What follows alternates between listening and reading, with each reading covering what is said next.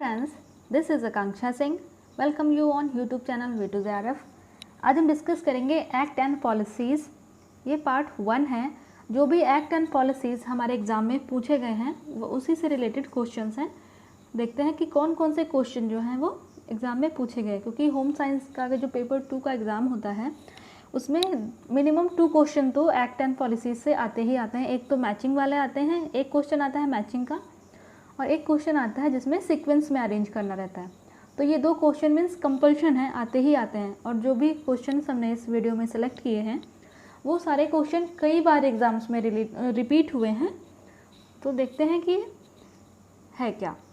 यानी वीडियो अगर आपको अच्छी लगे और आप इस टॉपिक पे और वीडियोस चाहते हैं कि एक्ट एंड पॉलिसीज़ के बारे में और ज़्यादा से ज़्यादा डिस्कस किया जाए, तो आप कमेंट सेक्शन में ज़रूर बताइएगा कि आपको इस टॉपिक पे और वीडियोस चाहिए। देन वीडियो को लाइक एंड शेयर ज़रूर कर दीजिएगा। और अभी तक आपने चैनल सब्सक्राइब नहीं किया है तो चैनल को भी सब्सक्राइब ज़रूर कर लीजिएगा। और टेलीग्राम चैनल का लिंक डिस्क्रिप्शन में दिया है, वहाँ से आप टेलीग्राम चैनल ज्वाइन कर लीजिए, आपको सारे PDF वहाँ पे मिल जाएंगे। तो स्टार्ट करते हैं। क्वेश्चन क्या है? Arrange the following programmes of adult education in India in chronological order.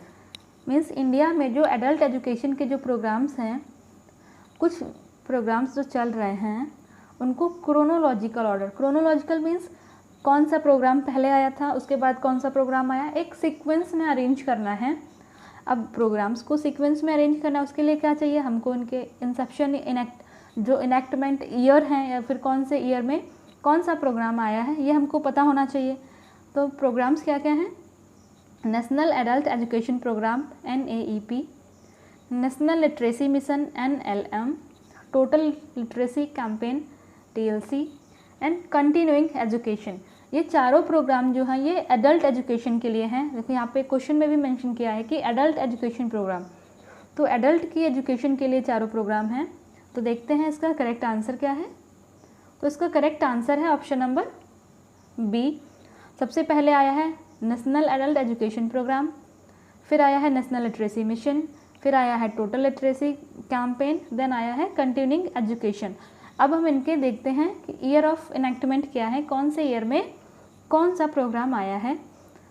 तो जो नेशनल एडल्ट एजुकेशन प्रोग्राम है वो आया था 2 अक्टूबर 1987 को।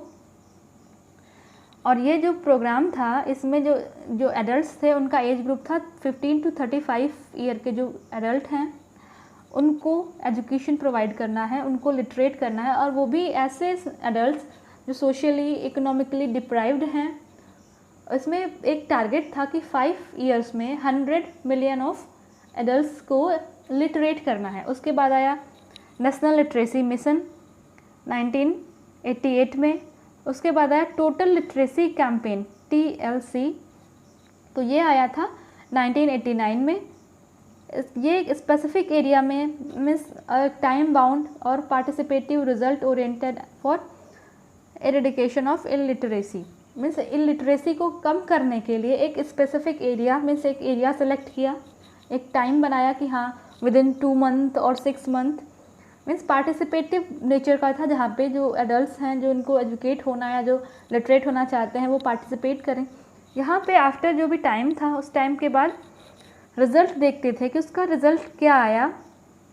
तो ये जो टोटल लिटरेसी कैंपेन वाला प्रोग्राम था ये रिज़ल्ट ओरिएंटेड था। देन उसके बाद आया कंटिन्यूइंग एजुकेशन 1995 में। इसमें ये बताया कि एक बार एडल्ट को एजुकेशन प्रोवाइड कर दिया, लाइक जैसे 3 मंथ्स का प्रोग्राम था, 3 मंथ उनको पढ़ाया, लिटरेट किया, उसके बाद उनको ऐसे ही छोड़ नहीं देना है। मीन्स उनको कुछ ना कुछ अपॉर्चुनिटीज़ प्रोवाइड करते रहना है जिससे वो सीखते रहें, नया कुछ सीखते रहें। तो कंटिन्यू एजुकेशन का मतलब ये था कि एक बार लिटरेसी या एक बार एजुकेशन देने के बाद उनको कुछ ना कुछ लर्निंग अपॉर्चुनिटीज़ देते रहना है जिससे वो कुछ ना कुछ लर्न करते रहें। क्योंकि जब वो लर्न करते रहेंगे तो कुछ नई चीज़ें सीखेंगे। और जहाँ पे कोई भी इंसान या कोई भी पर्सन जब लर्न करना या कुछ सीखना बंद कर देता है तो वहाँ से उसको कुछ नई चीज़ों के बारे में कुछ भी उसको ज्ञान नहीं होता है। तो सेम बेसिक ये इसका कॉन्सेप्ट था कि एजुकेशन को कंटिन्यू रखना है। तो ये हिंदी में है। नेक्स्ट क्वेश्चन है arrange the order of establishment in correct sequence. यहाँ पे कुछ स्कीम्स हैं, कुछ प्रोग्राम्स हैं इनको करेक्ट ऑर्डर में देना है कि कौन सा स्कीम पहले इस्टेब्लिश किया गया, उसके बाद कौन सा स्कीम इस्टेब्लिश किया गया।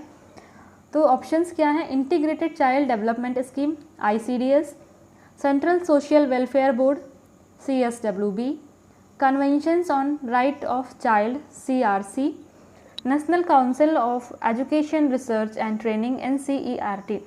देखो यहाँ पे कभी कभी ये दिया हुआ है कि जैसे ये प्रोग्राम्स हैं, इनके ईयर आपको पता करने हैं कि जैसे इसका ICDS 1975, तो ऐसे आपको सबके ईयर पता होने चाहिए। और कभी कभी ये मैचिंग में दे देते हैं, लाइक एक साइड लिस्ट में सारे प्रोग्राम्स दे रखा है, एक साइड लिस्ट बना के उसमें सारे ईयर दे रखा है, तो कभी कभी वो मैचिंग में आ जाते हैं, कभी कभी सीक्वेंसिंग में आते हैं। तो आपको स्कीम्स के साथ साथ इनके ईयर भी पता होने चाहिए। तो इसका देखते हैं करेक्ट आंसर क्या है। इसका जो करेक्ट आंसर है वो है बी ऑप्शन। पहले आया है सेंट्रल सोशल वेलफेयर बोर्ड, फिर आया है national council of education research and training, उसके बाद आया है ICDS, देन आया है convention on rights of child. तो देखते हैं कि ये हैं क्या क्या। जो ये integrated child development scheme ICDS ये आई थी 2 अक्टूबर 1975 में। इसका जो मेन ऑब्जेक्टिव था वो था improve the nutritional and health status of children in the age group of 0 to 6 year. जो 0 से 6 ईयर के जो चिल्ड्रन हैं उनमें हेल्थ और न्यूट्रिशन के स्टेटस को इम्प्रूव करने के लिए ये। उसके बाद और कुछ और भी ऑब्जेक्टिव्स थे। ले foundation for proper psychological, physical and social development of child, क्योंकि जो नॉर्मली ये कहा जाता है डेवलपमेंट में कि जब बच्चा 0 to 5 और 6 ईयर होता है तब इसका बच्चे का प्रॉपर डेवलपमेंट होता है। जब उसको जिस डायरेक्शन में गाइड करेंगे, जैसा गाइड करेंगे वैसे ही उसमें डेवलपमेंट आगे प्रोसीड करेगा। तो इसके लिए इसमें था कि जो 6 साल तक के बच्चे हैं उनको प्रॉपर अच्छे से physiological, psychological and social development का फाउंडेशन मिले। Reduce the incidence of mortality, morbidity, mall nutrition and school drop out. अब ये 0 से 6 साल के बच्चे हैं तो इनको कोई ये भी कम करना था कि उनमें कोई बीमारी ना हो, डिजीज़ ना हो, कोई डिजीज़ की वजह से डेथ ना हो, और उनमें माल न्यूट्रिशन मीन्स उनमें कोई न्यूट्रिशनल डेफिशिएंसी ना हो, और किसी भी वजह से अगर उनका स्कूल ड्रॉप आउट हो रहा है तो उसको भी इम्प्रूव करना कि उनको स्कूल ड्रॉप आउट ना हो। देन था effective coordination of policy and implementation amongst the various department to promote child development. और कई सारे डिपार्टमेंट्स के साथ और भी चीज़ों के साथ कोऑपरेट करना, कोलैबोरेट करना, जिससे जो चाइल्ड डेवलपमेंट है उसको प्रमोट किया जा सके। Enhance the capability of mother to look after the normal health and nutrition need of child through proper nutrition and health education. अब बच्चा है तो इसको सिखाना है मीन्स बच्चे की हेल्थ के बारे में, तो उसको अच्छा ये है कि मदर को कुछ एजुकेशन प्रोवाइड किया जाए। तो मदर को एजुकेशन देना, उसको कैपेबल बनाना कि वो जो भी चाइल्ड की नीड्स हैं, उसका जो न्यूट्रिशनल असेसमेंट है या न्यूट्रिशनल जो नीड्स हैं उनको फुलफ़िल करे, जिससे और उसकी एजुकेशन पे ध्यान दे। तो उसके लिए यहाँ पे दिया था कि मदर को एजुकेट करें, जिससे चाइल्ड का जो डेवलपमेंट है वो अच्छा होगा। नेक्स्ट क्वेश्चन था सेंट्रल सोशल वेलफेयर बोर्ड, तो CSWB ये आया था 1953 में। इसका मेन ऑब्जेक्टिव क्या था? तो carry out welfare activities for promoting volunteerism, providing technical and financial assistance to the voluntary organisation for general welfare of family, women and child. यहाँ पे भी बात की है फैमिली, वुमेन और चिल्ड्रन को बेसिक जनरल एक्टिविटीज़ के थ्रू उनको कैसे, उनका जो स्टेटस है कैसे इम्प्रूव किया जा सके, उनको अगर कोई फाइनेंशियल और टेक्निकल कोई नॉलेज देना, जिससे वो अपना जो भी उनका लाइवलीहुड है या बेसिक एक्टिविटीज़ हैं उनको परफॉर्म कर सकें। तो मीन्स वुमेन और चिल्ड्रन एंड फैमिली के वेलफेयर के लिए जो प्रोग्राम चल रहा है उनको कैसे इम्प्रूव किया जा सकता है, उनको कैसे थोड़ा सा स्ट्रॉन्ग बनाया जा सकता है। तो ये था सेंट्रल सोशल वेलफेयर बोर्ड का। नेक्स्ट था convention on rights of child CRC, ये आया था 1989 में, जिसमें दिया था कि जिसमें गवर्नमेंट ने प्रॉमिस किया था कि हर एक चाइल्ड के जो भी उसके राइट्स हैं उनको प्रोटेक्शन होगा, और उसके जितने भी राइट्स हैं उसके अकॉर्डिंग उसको सारी नीड्स जो है उसकी फुलफ़िल होंगी, जैसे नॉन डिस्क्रिमिनेशन, उनमें कोई भेदभाव नहीं होना है। Devotion to the best interest of the child, means child को अच्छा सा जो उसका इंटरेस्ट है, जो वो करना चाहता है उसके लिए उसको अपॉर्चुनिटीज़ प्रोवाइड कराना। The right of survival, right of life, survival and development. और हर एक चाइल्ड का ये राइट है कि उसको अपनी लाइफ जीने का अधिकार है, उसको कैसे सर्वाइव करना है, कैसे डेवलप करना है, तो ये उसके राइट का मीन्स जो उसका अधिकार है उस पर। इसके बाद the respect for the views of child, और चाइल्ड क्या सोचता है, बच्चा क्या करना चाहता है, उसके ये व्यूज़ जो हैं वो क्या सोचता है, उसको भी रिस्पेक्ट करनी है। मीन्स उन पर ज़बरदस्ती कुछ नहीं थोपना है कि नहीं आपको यही करना है, ये नहीं करना है। द नेक्स्ट था national council of education research and training NCERT, जो आया था 1961 में। इसका मेन ऑब्जेक्टिव था to promote, conduct educational research, experimentation of innovation ideas and practices. इसका मेन एम था जो भी एजुकेशन को लेके रिसर्च हो रहे हैं, एक्सपेरिमेंट्स हो रहे हैं, नए नए जो आइडियाज़ हो रहे हैं, नए नए जो आइडियाज़ हैं, प्रैक्टिकल्स हैं, इनको इम्प्रूव करना, इनको प्रमोट करना। इसमें और NCERT एक और काम करता है, वो है नेशनल करिकुलम फ्रेमवर्क।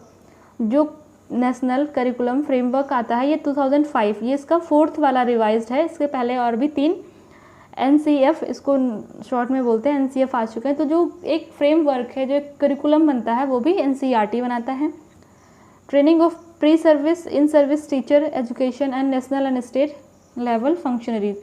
मीन्स जो टीचर इन सर्विस हैं या प्री सर्विस में हैं और उनको एजुकेशन से रिलेटेड ट्रेनिंग प्रोवाइड करना कि एजुकेशन को जैसे टाइम के साथ एजुकेशन को कैसे इम्प्रूव करना है। To collaborate with state, nation and international organizations. Means state organization है, नेशनल ऑर्गेनाइजेशन है, जो इंटरनेशनल ऑर्गेनाइजेशन है, उनके साथ कोलैबोरेट करके एजुकेशन को इम्प्रूव करना। तो ये आता है NCERT में। ये हिंदी में है तो हिंदी में भी आप देख लीजिए। नेक्स्ट क्वेश्चन आता है, give an act pertaining the consumerism in India. Means जो कंज्यूमरिज्म से रिलेटेड एक्ट्स हैं उनको करेक्ट सीक्वेंस में लगाना है। तो इनका हमें ईयर पता होना चाहिए कि ईयर क्या है, फिर उनको करेक्ट सीक्वेंस में लगाना है। तो पहले देखते हैं एक्ट्स क्या क्या हैं। Prevention of food adulteration act, standard of weight and measures act, essential commodity act, consumer protection act. तो देखते हैं इसका करेक्ट आंसर क्या है।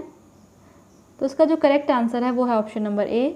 पहले आया है prevention of food adulteration act, then उसके बाद आया है एसेंशियल कमोडिटीज़ एक्ट, देन आया है standard of weights and measurement act, then आया है कंज्यूमर प्रोटेक्शन एक्ट। अब हम देखते हैं इनके ईयर्स कब कब आया है। ये जो prevention of food adulteration act ये 1954 में आया था। देखो यहाँ पे 2 चीज़ें पूछते हैं, एक तो पूछते हैं इसका ईयर।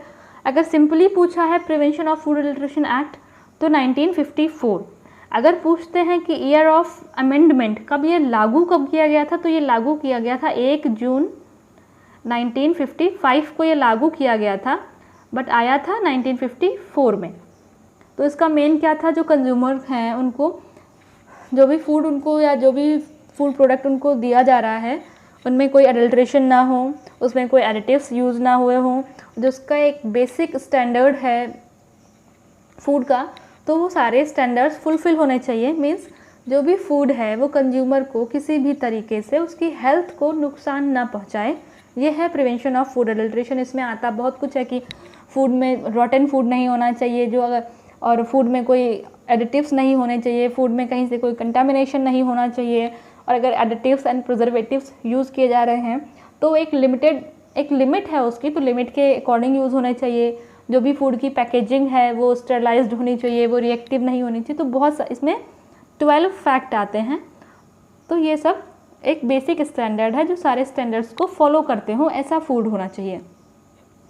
देन आता है standard of weight and measures, जो कि आया था 1976 में।